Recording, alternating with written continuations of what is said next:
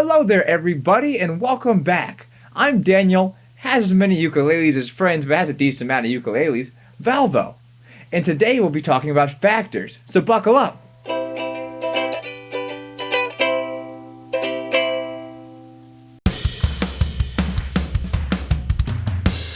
Okay, now that we're all strapped in, let's first define what a factor is. Factors are simply integers that you multiply together to get another integer. So for example, what are the factors of 6?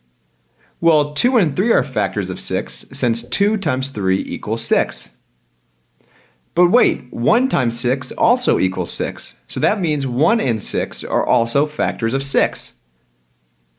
So at the end of the day, the factors of 6 are 1, 2, 3, and 6. We call them factors of 6 because for each of these numbers, 1, 2, 3, and 6,